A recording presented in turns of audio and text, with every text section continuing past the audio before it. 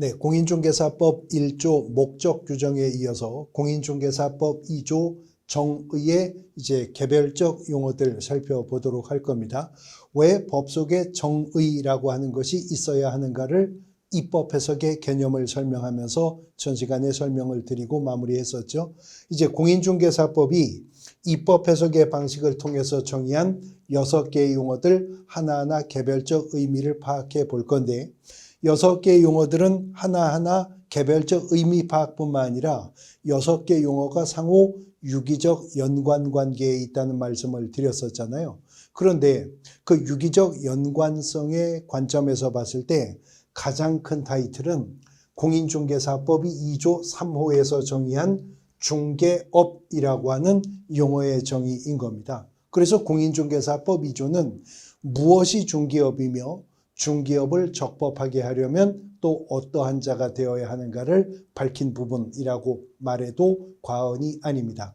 일단 조문을 보시면 공인중개사법 2조 3호가 중개업이라 함은 다른 사람의 의뢰에 의하여 일정한 보수를 받고 중개를 업으로 행하는 것을 말한다. 한 문장을 통해서 무엇이 중개업인지에 대해서 정의를 했죠. 우리가 이 한 문장을 이제 그대로 분설해 보면 공인중개사법 2조 3호가 중개업이 무엇인지를 정의를 했는데요. 분설, 끊어서 나누어 보면 중개업이라고 하는 것은 첫 번째 뭐가 있어야 된대요? 다른 사람의 의뢰요. 다른 사람의 의뢰에 의하여 이렇게 출발하죠. 그 다음에 두 번째는 뭘 받죠? 일정한 보수입니다. 일정한 보수를 받고입니다. 일정한 보수를 받고 그리고 세 번째 무엇을? 중개를입니다. 중개를 그리고 마지막으로 어떻게? 업으로 행하는 것, 업으로 행하는 것 이것이 중개업이 된다라고 하는 것입니다. 그러니까 분설해 보면 이 네 가지의 요건이 추출이 되는데 앞으로 민법에서 우리가 요건이라는 말을 많이 듣게 될 건데요. 요건이라고 하는 말은 요구되는 조건이라는 뜻입니다. 공인중개사법은 어떤 특정한 행위가 이 법이 말하는 중개업이었느냐 아니었느냐를 판단할 때는 어떤 특정한 행위 속에 이 네 가지 요구되는 조건이 모두 충족되었는가 여부에 따라 그 행위가 중개업이었다 아니었다를 판별하게 될 것이다 라고 하는 거죠. 그러므로 어떤 사람이 다른 사람의 의뢰에 의해서 일정한 보수를 받고 중개를 행하였다 하더라도 업으로 행하지 않았으면요. 그 행위는 중개업이 아닌 겁니다. 어떤 사람이 다른 사람의 의뢰에 의해서 중개를 업으로 행했다고 하나 일정한 보수를 받지 않았다면 그 행위도 중개업이 아닌 겁니다. 이 네 가지 요건이 모두 충족되는 행위를 행하였을 때 비로소 공인중개사법은 중개업을 한 것으로 판단한다는 거죠. 그러면 어떤 행위가 중개업이었느냐 아니었느냐를 이렇게 판단해야 되는 이유가 무엇이냐? 여러 가지 이유가 있습니다만 가장 직접적인 이유는 여기에 있는 것인데요. 우리 공인중개사법은 1983년에 부동산중개업법이라는 이름으로 제정되었었다는 거 첫 시간에 우리가 공부했었죠. 그리고 83년 부동산중개업법이 제정될 당시 이 법은 단속법규적인 성격이 아주 강한 허가제 형태로 제정이 되었었다는 것도 우리가 이미 앞에서 익히 공부했습니다. 그런데 그러한 중개업의 허가제가 1999년 부동산중개업법 7차 개정을 통해 등록제로 바뀌게 되었으며 중개업의 등록제는 2024년 지금도 유지가 되어가고 있다는 거죠. 그래서 공인중개사법은요. 개인이든 법인이든 적법하게 중개업을 하려면 뭘 해야 된다는 거예요? 등록을 해야 된다는 거예요. 등록을 한 자만이 적법하게 이 중개업을 할 수 있도록 하겠다는 거죠. 그래서 등록을 하지 아니하고 중개업을 영위하는 자, 우리가 그 자를 강학상 앞으로 무등록 중개업자라고 부를 거거든요. 그리고 이 무등록 중개업자는 공인중개사법이 규정하고 있는 형벌 중에 가장 무거운 형벌이 3년 이하의 징역 또는 3천만 원 이하의 벌금형인데, 무등록 중개업자에게는 공인중개사법이 3년 이하의 징역 또는 3천만 원 이하의 벌금형을 부과합니다. 그런데 어떠한 자가 무등록 중개업자라고 판단되어야 이 자에게 3년 이하의 징역 또는 3천만 원 이하의 벌금형을 부과할 건데, 어떤 자가 무등록 중개업자라고 하는 것은 무등록 상태에서 중개업이라고 하는 행위를 한 자일 때 이 자가 무등록 중개업자가 될 것이잖아요. 그러면 이 법이 적법한 등록의 기준과 절차가 어떠한지를 제대로 입법하기 전에 중개업이 무엇인지에 대한 개념을 일단은 명확하게 세워야 되겠죠. 그러니까 입법자가 다른 사람의 의뢰에 의해서 일정한 보수를 받고 중개를 업으로 행하여 이 네 가지 요건이 모두 충족되는 행위가 있었다면 그 자는 중개업을 한 것이고, 이 네 가지 요건이 모두 충족되는 행위를 등록하지 않은 상태에서 행했다면 그 자는 무등록 중개업자로서 3년 이하의 징역 또는 3천만 원 이하의 벌금형으로 처벌할 수가 있게 될 겁니다. 그런데 입법자가 이렇게 중개업이 되기 위한 네 가지 요건을 정하면서 보니까 그 중에서도 키워드는 중개인 거거든요. 결국 다른 사람의 의뢰에 의해서 일정한 보수받고 업으로 행한 행위가 중개 행위였을 때 그 자가 중개업을 한 것이 되는 거니까요. 그러니까 무엇이 중개인지의 개념부터 명확히 해야 하겠다고 입법자는 판단을 했겠죠.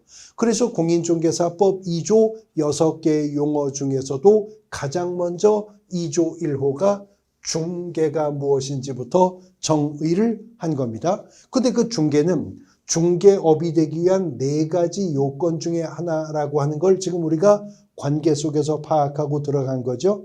2조 1호가 말하는 중개, 조문 보시면 중개라 함은 제3조의 규정에 따르는 중개 대상물에 대하여 거래 당사자 간의 매매, 교환, 임대차, 그 밖의 권리의 득실 변경을 알선하는 것을 말한다. 같은 방식으로 분설해 보면 중개라 함은 제일 먼저 제3조의 규정에 따르는 중개 대상물에 대하여 이렇게 나오죠. 중개 대상물이 3조에서 규정될 것임을 이미 2조 1호에서 언급, 예고, 암시하고 있어요. 바로 이어지는 3조는 중개 대상물의 범위를 정할 것임을 지금 말하고 있는 겁니다. 그래서 앞으로 우리가 이것을 일컬어서 법정 중개 대상물이라고 부르게 될 겁니다.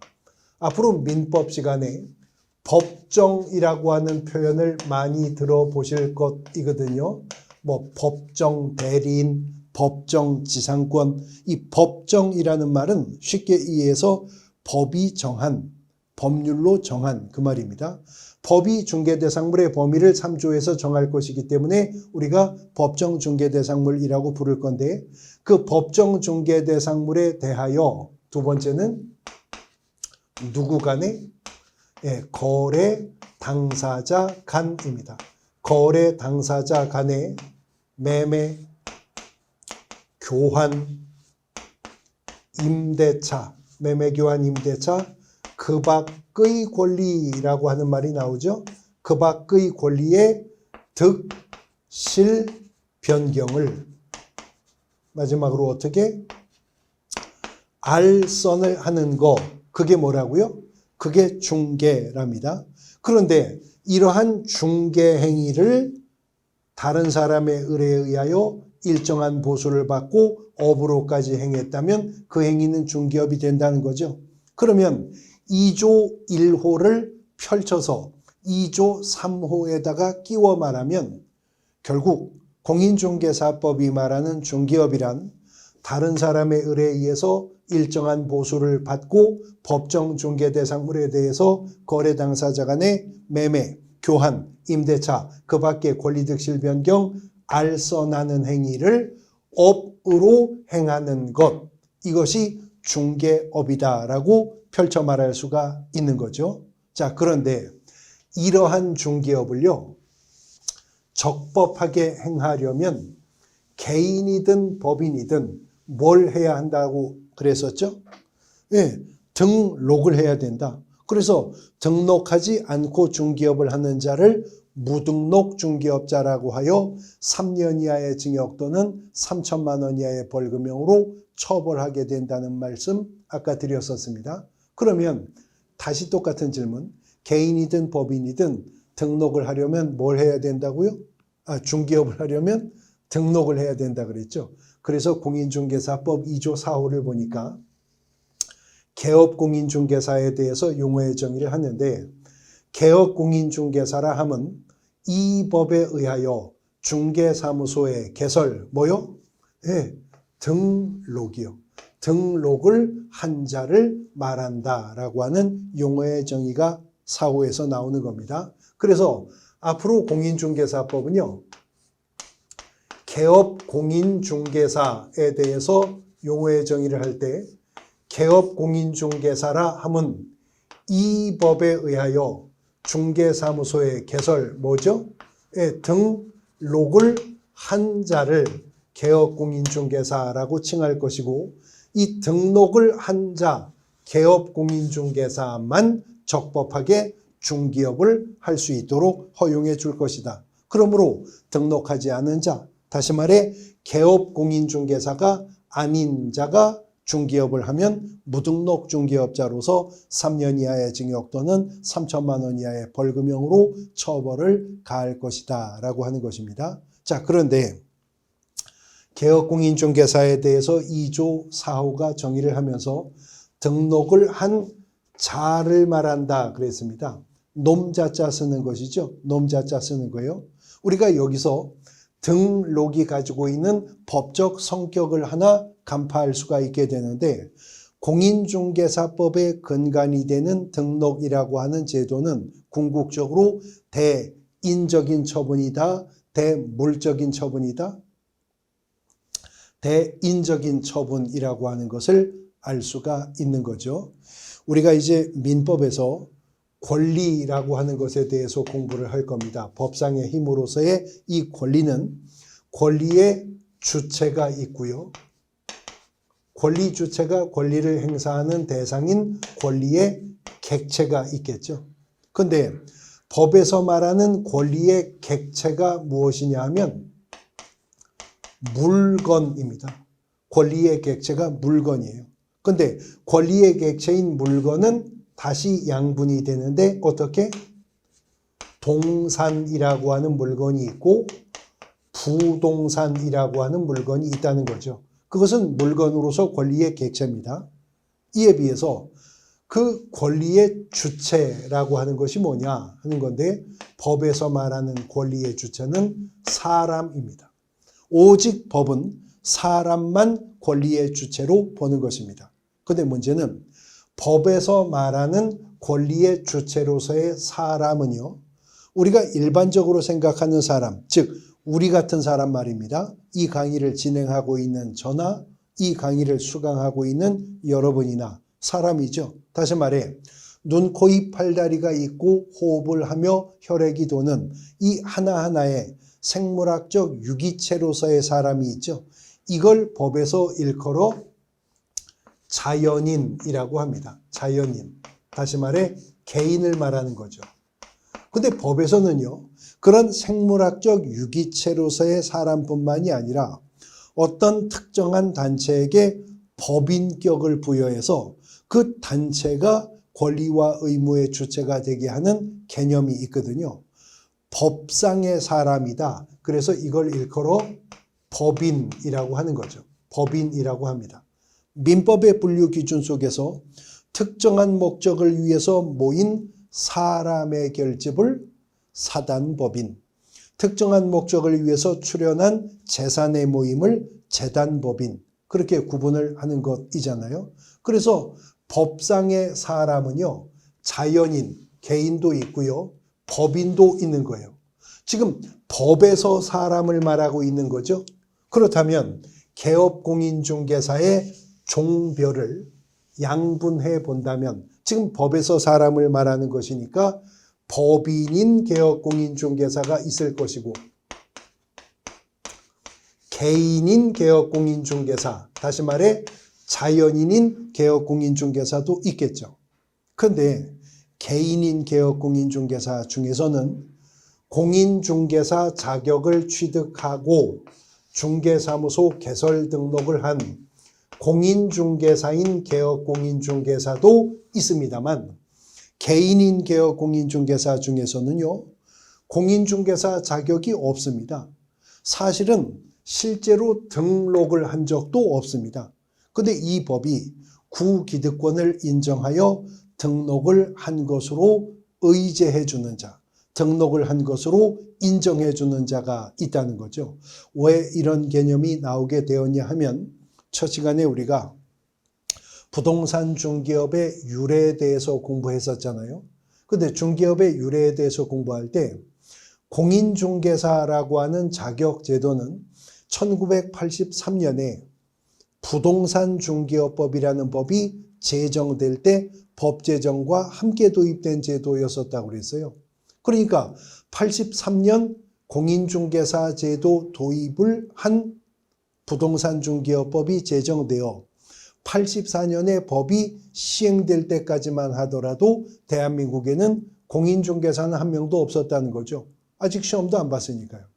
85년 1회 시험, 86년 2회 시험, 87년 3회 시험, 88년 4회 공인중개사 시험까지 치르고 나서 그 이듬해인 1989년에 비로소 이 법이 1차 개정을 하면서 앞으로는 신규 허가를 공인중개사에게만 내주기로 했다. 첫 시간에 드린 말씀입니다.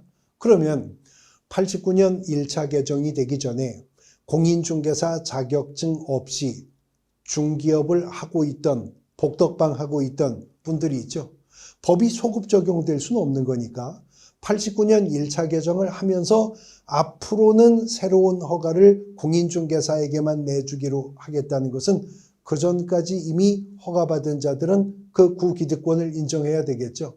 그래서 이분들을 현행 공인중개사법은 부칙의 근거 규정을 두는데, 현행 공인중개사법 부칙에 보면 법제 7638호 부칙제 6조제 2항의 규정에 의하여 중개사무소 개설 등록을 한 것으로 보는 자, 한 적은 없지만 한 것으로 보는 자라고 표현합니다. 이게 이분들에 대한 공식적 호칭입니다. 그런데 법제 7638호 부칙제 6조제 2항의 규정에 의하여 중개사무소 개설 등록을 한 것으로 보는 자, 표현이 너무 기릅니다. 그래서 앞으로 우리가 그분들을 칭하여, 어쨌거나 현행법에는 부칙의 근거 규정이 있기 때문에 부칙상의 개업공인중개사, 이렇게 약칭하여 부르게 될 것이라는 거죠. 그래서 개업공인중개사의 종별을 3분에 보면 법인인 개업공인중개사, 공인중개사인 개업공인중개사, 부칙상의 개업공인중개사로 종별이 3분되게 될 것이다 라고 하는 것을 알 수가 있다라고 하는 것입니다. 그런데 이미 저의 설명을 들으시면서 자동적으로 개념 이해가 되셨을 건데, 세 가지 개업공인중개사의 종별 중에 부칙상의 개업공인중개사라고 하는 것은 이제 와서 새롭게 될 수 있는 것이 아니라는 걸 알 수가 있죠. 구기득권이 인정이 된 것이고, 이것은 1989년 이 법이 1차 개정을 하면서 앞으로는 공인중개사 자격이 있는 개인만 개인으로서는 허가해 주겠다고 개정되기 전에 이미 구기득권을 인정받은 것에 불과하니까요. 새롭게 될 수 있는 것이 아닙니다. 그러니까 부칙상의 개업공인중개사의 수는 1990년이 정점이죠. 그리고 1990년부터 지금까지 날이 갈수록 해가 갈수록 이 숫자는 자연 감소하면서 점차 줄어만 갈 수밖에 없겠죠. 이러한 자연 감소의 추세는 앞으로도 계속 지속될 것이고, 그러다가 향후 얼마 후에 마지막 부칙상의 개업공인중개사마저 홀연히 가시면 이제는 역사 속으로 사라질 개념인 겁니다. 새롭게 될 수 있는 개념이 아니니까. 그러면 다시 원점으로 돌아가서 중개업을 적법하게 하려면 뭐 해야 된다고요? 등록을 해야 되고, 등록을 한 자를 일컬어 뭐라고 부른다고요?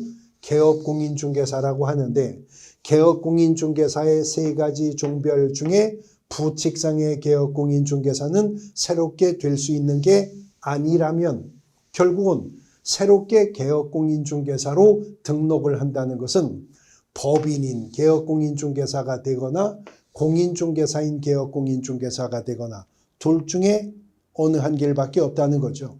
그렇기 때문에 뒤에서 공부할 건데요. 공인중개사법 9조 2항이 누가 등록을 할 수 있는가를 밝히고 있거든요. 근데 공인중개사법 9조 2항 조문이 이렇게 나옵니다. 법인 또는 공인중개사가 아닌 자는 중개사무소 개설 등록을 신청할 수 없다라고 나와요. 그러니까 법인과 개인 중에서는 오직 누구만? 공인중개사만 중개사무소 개설 등록을 할 수가 있다는 겁니다.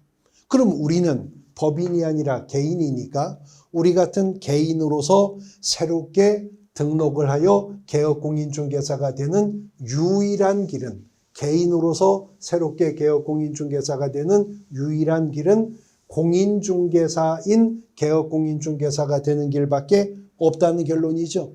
이 말은 개인은 공인중개사가 아니고서는 개인은 등록할 수가 없다는 것인 것입니다. 언제부터 그래요?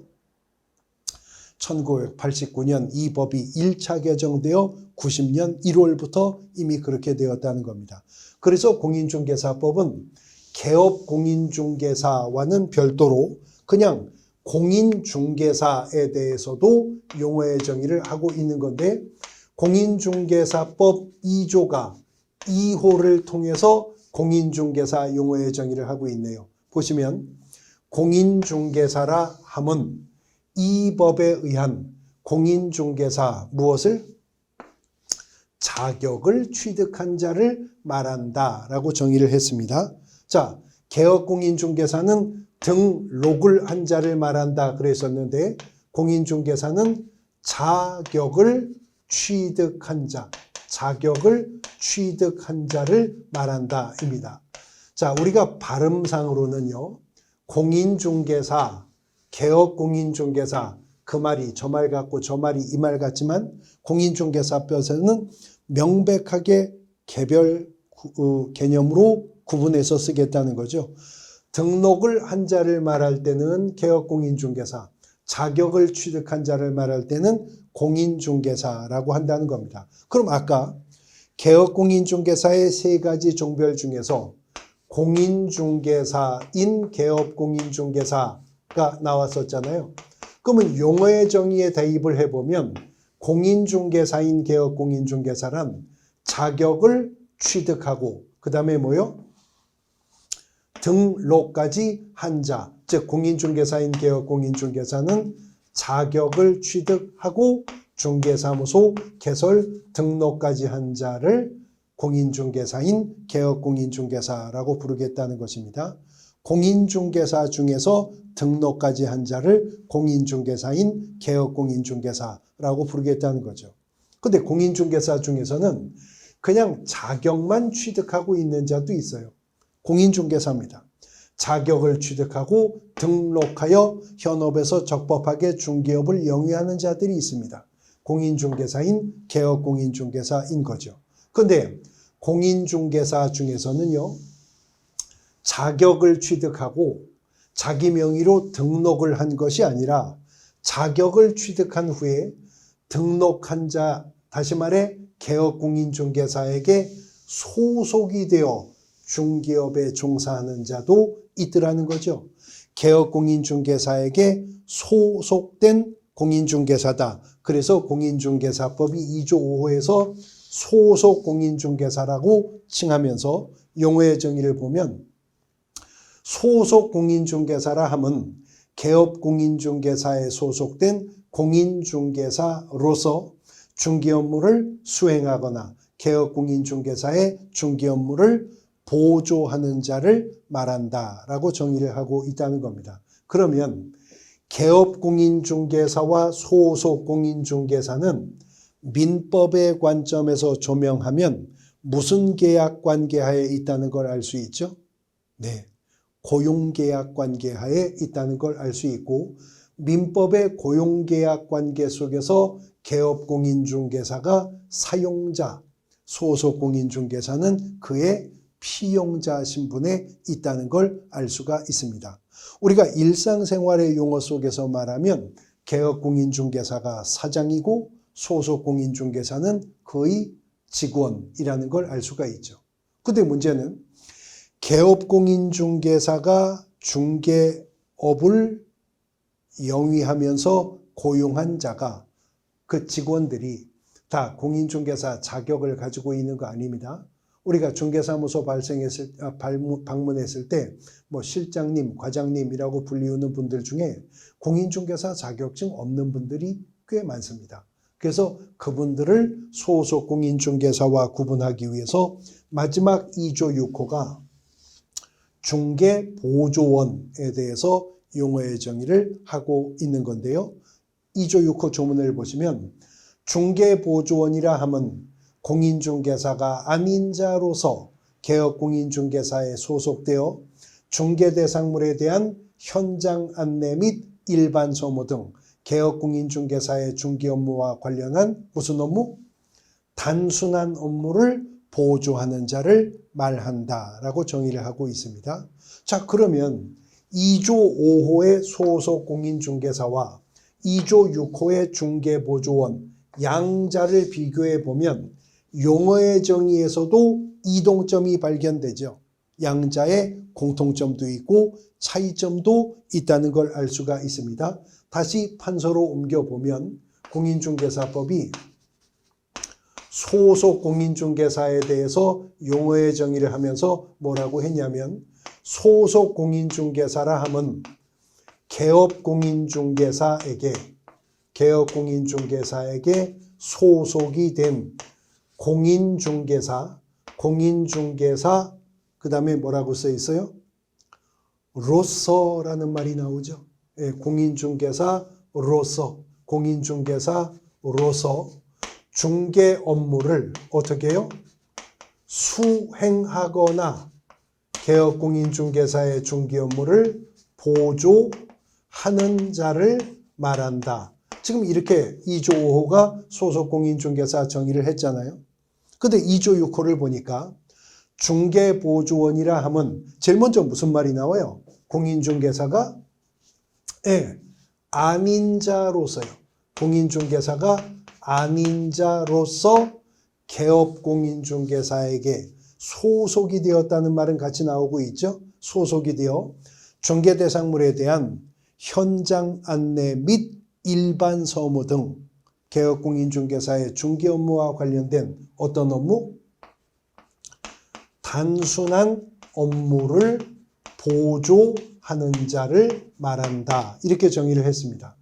그러면 공인중개사법 2조 5호가 정의하고 있는 소속공인중개사와 공인중개사법 2조 6호가 정의하고 있는 중개보조원은 용어의 정의상으로만 비교를 해도 이동점이 있는데 먼저 결정적인 양자의 차이점이요. 공인중개사 자격증 소지 유무죠. 공인중개사로서 공인중개사가 아닌 자로서 그 다음에 소속공인중개사는 단순히 개업공인중개사의 업무 보조만 할 수 있는 게 아니라 소속공인중개사가 중개 업무를 어떻게 해요? 수행도 할 수 있답니다. 주도적인 중개 업무 수행이 가능합니다. 한편 중개보조원은 공인중개사가 아닌 자이기 때문에 업무 수행은커녕 보조도 무슨 보조? 현장 안내 및 일반 서무 등 단순한 업무 보조만 할 수 있다는 점에서 양자는 차이점이 있는 거죠.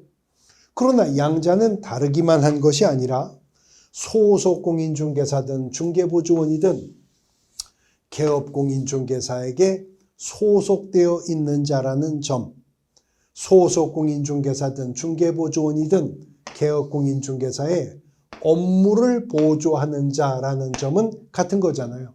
그래서 공인중개사법이 때로는 간결한 입법을 위해서 소속 공인중개사와 중개보조원에게 공통 적용되는 사안이 있다면 이 양자를 통칭하여 표현을 하면 문장의 입법이 간결해질 수 있겠죠. 그래서 이 양자를 통칭하여 공인중개사법이 표현을 할 때는 고용인이라고 하는 용어를 사용하게 될 것이다 라고 하는 겁니다. 우리 공인중개사법 2조의 6개의 용어의 정의 중에서 고용인에 대해서는 별도로 용어의 정의를 하고 있지 않아요. 그러나 고용인이라고 하는 것은 결국 소속 공인중개사와 중개보조원을 통칭하여 부르는 개념이라고 하니 고용인이란 이렇게 정의할 수 있죠. 개업공인중개사에게 소속이 되어 개업공인중개사의 업무를 보조하는 자가 고용인인데, 고용인 중에는 공인중개사 자격이 있는 고용인도 있고 자격이 없는 고용인도 있어 자격증 있는 고용인을 일컬어 소속공인중개사, 자격증 없는 고용인을 일컬어 중개보조원이라고 한다는 것입니다. 근데 그 구별의 기준은 공인중개사로서 공인중개사가 아닌 자로서 자격증이 있다 없다로 양분이 되는 것이니까 결국은 고용인이라고 하는 전체 집합은 소속 공인중개사와 중개보조원이라는 두 개의 부분 집합으로 구성이 되었는데, 고용인이라는 전체 집합에서 소속 공인중개사와 중개보조원이라는 두 부분 집합을 제하게 되면 별도의 여집합은 발생하지 않는다. 고용인은 소속 공인중개사가 아니면 중개보조원이고 중개보조원이 아니면 소속 공인중개사, 고용인은 이거 아니면 저거고 저거 아니면 이거다라고 하는 것을 알 수가 있는 부분이라는 겁니다.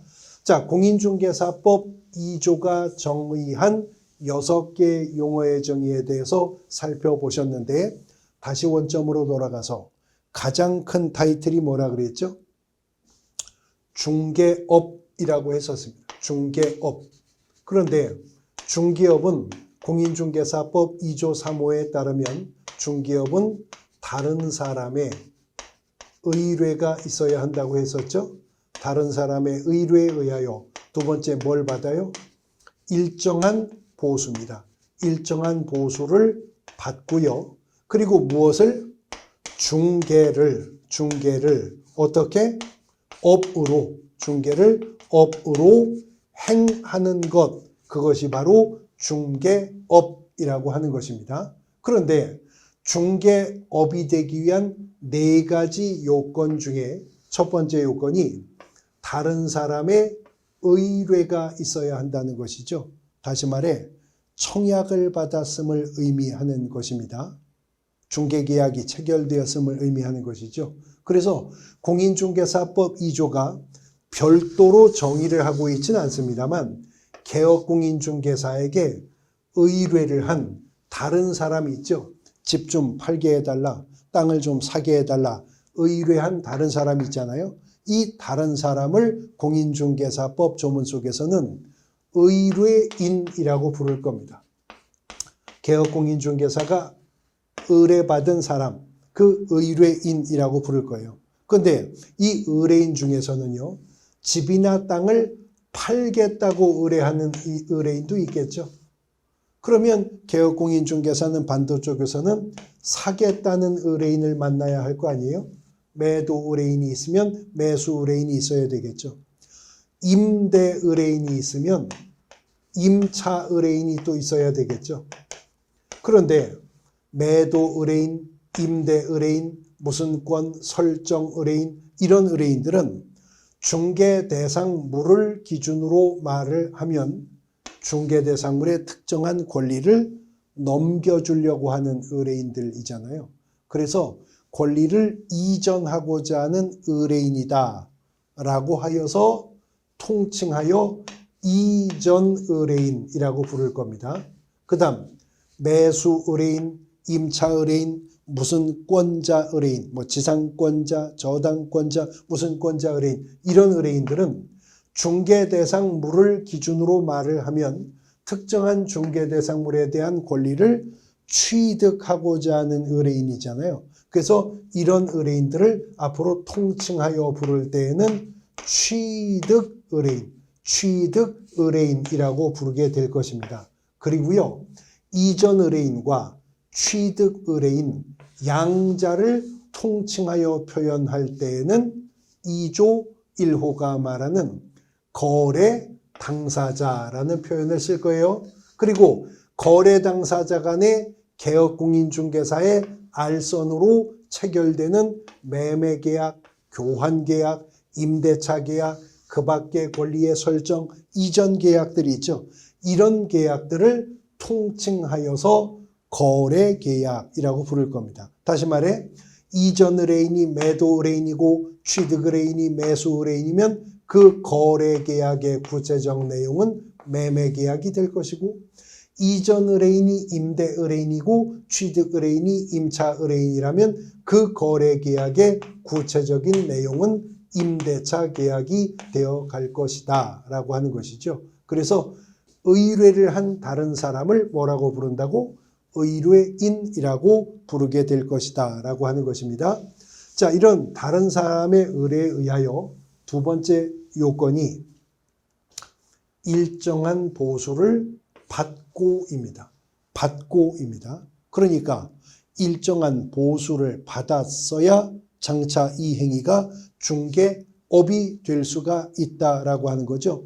보수받지 않은 행위라면 그 행위는 중개업이었다 할 수는 없습니다. 물론 그 행위도 중개행위일 수는 있겠지만 보수받지 않았다면 그 행위는 중개행위일 수는 없다라고 하는 것이죠. 심지어 대법원 판례는 일정한 보수를 달라고 요구했었다 하더라도 받고니까요. 받았어야 그 행위가 중개업이 되는 거지 아직 받지 않았다면 그 행위는 중개업이 아니랍니다. 더 나아가 일정한 보수를 받기로 합의를 했다 하더라도 아직 안 받았다면 그 행위는 중개업이 아니랍니다. 받았어야 중개업이 된다는 거죠. 그런 일정한 보수를 받고 이제 2조 1호가 펼쳐서 말하고 있는 중개행위를 행하였다 하더라도 업으로 행하였어야 이 행위가 중개업이 되는 것이잖아요. 그런데 중개업이 되기 위한 4가지 요건 중에 하나인 중개가 무엇인지는 공인중개사법이 2조 1호에서 별도로 정의를 했어요. 그러나 그러한 중개를 업으로 행하여야 비로소 그 행위가 중개업이 된다고 하면서 정작 어떻게 행하는 것이 업으로 행하는 것이냐에 대해서는 2조가 침묵하고 있습니다. 입법 해석하지 않았단 말입니다. 그러면 입법 해석되어 있지 않았으니 다른 법 해석이 개입될 여지가 있겠죠. 그러므로 어떻게 행하는 것이 특정한 행위를 업으로 행하는 것이냐에 대해서는 대법원 판례를 기초로 우리가 그 개념을 정리할 수밖에 없는데, 대법원 판례에 따르면요, 어떤 행위를 업으로 행한다는 것은 첫 번째는 대상은 불특정 다수인을 상대로 하는 것이어야 한다는 것이죠. 무엇을 업으로 행했다라고 말하려면 불특정 다수인을 대상으로 해야 된답니다. 그리고 두 번째는 불특정 다수인을 대상으로 한다 하더라도 그 행위를 계속적, 반복적으로 행할 때 그 행위를 업으로 하는 것이다 라고 판단할 수 있을 것이며, 불특정 다수인을 대상으로 계속적, 반복적으로 했다 하더라도 그 행위를 행하는 목적이 영리를 목적으로, 영업을 목적으로 하는 행위일 때 비로소 판례는 그 행위를 그자가 업으로 행했다라고 판단할 수가 있다는 것입니다. 그런데 불특정 다수인을 상대로 했느냐? 그렇지 않느냐? 계속적 반복적으로 했느냐? 그렇지 않느냐? 영업을 목적으로, 영리 목적으로 했느냐? 그렇지 않느냐? 여부를 판단할 때는 행위자의 주관적 의사에 의해서 판단할 문제가 아니고 규모, 동기, 양태, 의도 등을 종합적으로 판단해서 사회 통념에 맞게, 거래관념에 맞게 판단을 해야 할 것이다. 객관적 기준으로 판단해야 된다는 것이 대법원 판례의 일관된 입장인 것입니다.